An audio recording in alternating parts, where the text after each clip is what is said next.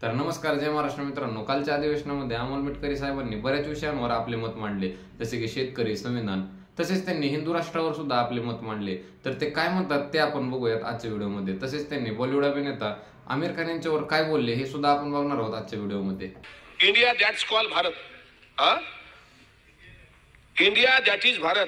आणि संविधान सभेमध्ये यावर बरंच खल झालं आणि आपल्या संस्कृतीला साजेसं भारत या नावाला बाबासाहेब आंबेडकरांनी मान्यता मिळवून दिली.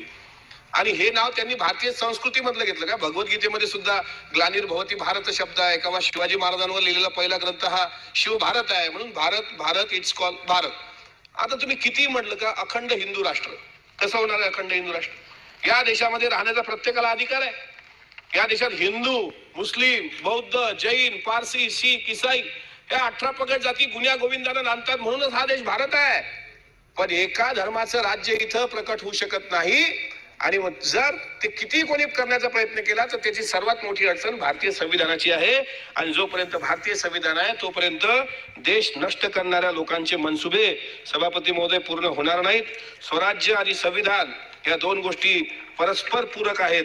आज हिंदू मुसलमान हा जर भेद असता, मस्साजोगच्या सरपंचाची हत्या झाल्यानंतर आमिर खान नावाचा ऍक्टर काल तिथे गेला होता बघा, आमिर खान, पाणी फाउंडेशन, त्यांनी पाहिलं नाही की हा धर्म वेगळा आणि माझा धर्म वेगळा. तर जसे की आपण सर्वांनी पाहिले असेल, आपल्या देशातली काही अंधभक्त मंडळी ज्यांना हिंदू राष्ट्रामध्ये किती देश येतात हे सुद्धा माहित नसते, पण तरी सुद्धा ते रस्त्यावर हिंदू राष्ट्राचा झेंडा घेऊन दंगलीसाठी उतरतात. ह्या लोकांनी अमोल मिटकरी साहेबांचे शब्द नक्की ऐकले पाहिजे. तसेच संतोष देशमुख यांच्या कुटुंबियांची भेट घेतल्याबद्दल अमोल मिटकरी यांनी आमिर खानचे कौतुकही केले आणि त्यांनी सांगितले की ज्या प्रकारे आपल्या देशामध्ये सर्व जाती धर्माचे लोक गुन्ह्या गोविंदाने नांदत आहेत ते असेच राहणार. आणि या प्रकारे त्यांनी हिंदू राष्ट्राला कट्टर विरोध दर्शवला.